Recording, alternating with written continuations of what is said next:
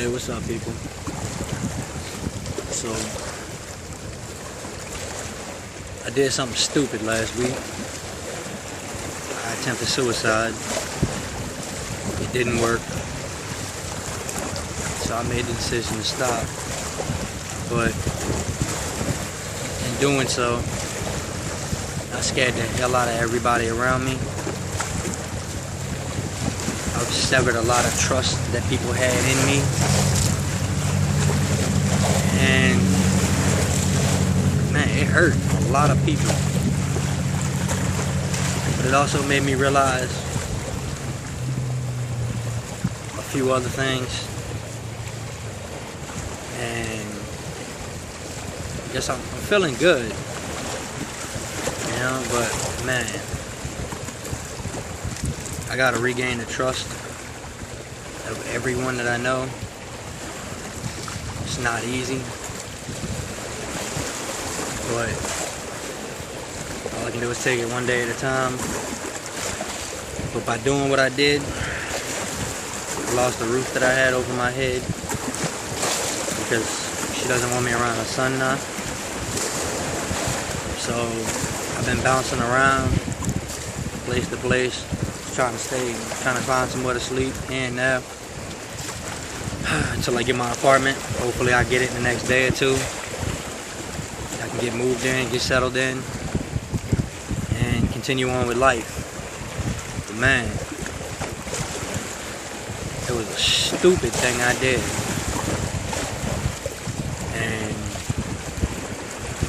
But you know what? I realized how even more stupid it was and how ignorant and selfish it was when I got out, the day I got out of the hospital, was Lorelai's birthday.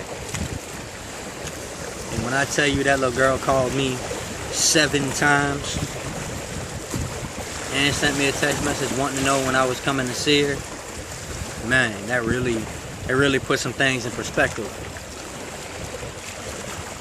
No matter how much I fucked up as a father, back when she was younger, back when John was little, they still love me. I'm still daddy. And no matter what happens, I'll always be daddy. But my reasons for doing what I did didn't have anything to do with her and I splitting up. It wasn't about her and me. That wasn't why I did what I did. There were a lot of things that led up to it. And I mean, honestly, since Hurricane Katrina, a lot of things ate me up. I kept a lot of things in. Yeah, I'm smoking again. Kept a lot of things in, didn't talk about them. I think the most I talked about, what I saw during Katrina, was during basic training. When everybody that wasn't from here was talking about it, asking me about it. So it was a good coping. It helped me cope. It helped me get it out of my system and express what was going on. And that helped a lot. But there was those things that it turned me into. Not the experience that I had during, but what it turned me into. You know, I mean, I just became a constant asshole. I was cocky as fuck because I didn't want to show weakness. So I would down the people around me just to lift myself up. And it was stupid. I heard a lot of people like that. And you know, regardless of the reasons that I wasn't there when my children were young, I always had an excuse to be gone, away from the house. You know, whether it was her and I arguing, or just any little petty thing. Going to hang out with Slim, it didn't matter. I'd find a reason to be gone, and I missed a lot of shit in my children's lives. But something somebody told me yesterday made me really take that to heart and think about it. When I would leave the house, because Casey and I would get to arguing, and I would leave because I didn't want to be arguing around the kids. So those times when, toward the end, where I would not go home were not because I was trying to avoid my children, but because I was trying to do the right thing by them in a way of not going home and exposing them to the arguing that would go on between Casey and I. And it may not have been the best thing, but I had to try my hardest not to expose the children, because I knew how my temper was at that time, and I knew how she could push my buttons. So I knew that I would just come home and it would just be some big fight, and I would start yelling and hollering, and the kids would be exposed to it. They would start acting up, and I would start yelling at them. So I would just not go home a lot of the times and just stay out late until everybody was sleeping, and I would come home and just lay down and go to sleep.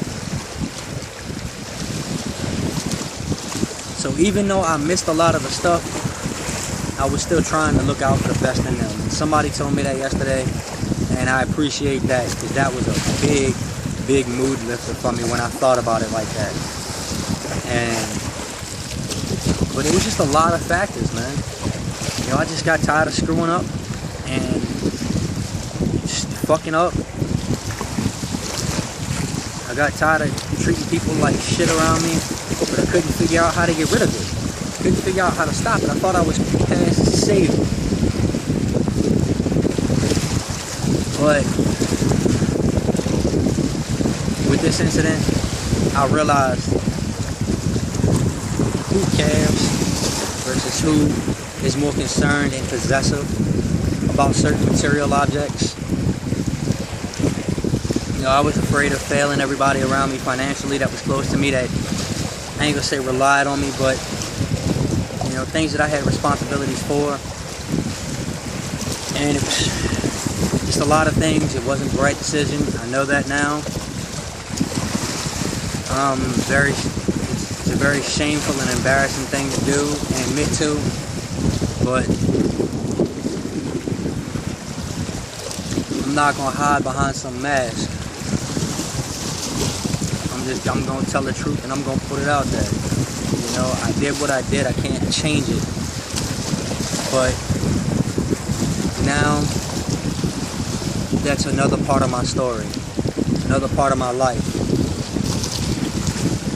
And you know, when I was in that hospital, you know, I met a couple of people. You know, I met this one little dude, Jesse. You know, he was lost in his way as well, young, 21 years old, no direction. His family just kind of abandoned him. His mom got so many problems, and his dad can't accept them problems, so his dad takes it out on him.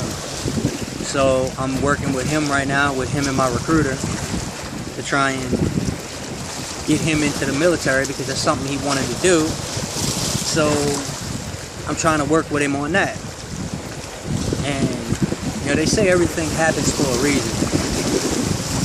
And you know what? I believe that. I truly believe that. You know? But I know that I'm supposed to be here. You know? I don't know what the future's gonna hold, but I know I'm here for a reason, and my reason hasn't been fulfilled yet. So I'm still alive and I'm still kicking. It ain't time for me to go yet. So I'm gonna keep on rolling. I'm gonna keep doing my thing. Yeah. It sucks. Yeah, it does. Her and I, you know, yada yada, blah blah blah. We're not together no more. I know that ain't gonna happen anymore. You know? Will I ever be able to regain her trust? Probably not. That was a very, very fearful experience because she was the one that came and helped stop what I was doing. So she saw me in the condition I was in. So I don't expect her to really ever be able to trust me again, much less ever think about being with me again. And you know what? I just wanted to be happy. I'm not really set.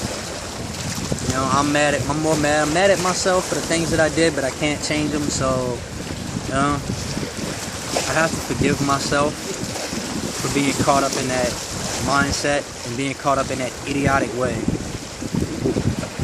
And it felt like forgiving myself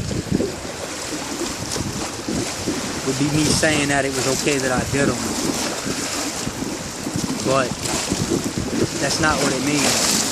Forgiving myself for what I did allows me to accept that I screwed up and accept that I won't let it happen again. That I am going to work my ass off to not make those mistakes again, be it with her or with someone else if that day comes. That's the objective. Not be that person that I've been since 2005. And I won't be. You know? I'm okay with the way things are going. I'm still trying to reacclimate to it and just kind of work through it. But I am a lot calmer. I'm not as emotional as I was. I have things in place that allow me support should I need it. So I can't say that I'm doing bad, because I'm really not. I'm doing pretty good. You know? I know that I can survive without her. I know I can survive without Samantha. She's an amazing woman, but hey, you know, it is what it is. You know, she was just the perfect addition to the world that we had going on. But they say everything happens for a reason. Maybe it wasn't meant for us to be together at that time. Maybe it's not meant for us to be together at all. Maybe she was only supposed to be a part of my life for a short amount of time, to be there for me in some times of need, and vice versa. I don't know. But I'm not gonna sit around and wallow and destroy myself anymore for something that I can't change. I did it. I accept it. I have to move on from it. She's a great woman, and I'm gonna miss Elias, but he knows I love him. She knows I'm down for whatever. She knows I'm there for her if she needs me. I'm not gonna turn my back on her just because I fucked up. I'm not just gonna turn my back on her. If she needs me, I'm there. I know she won't call me, but she knows that.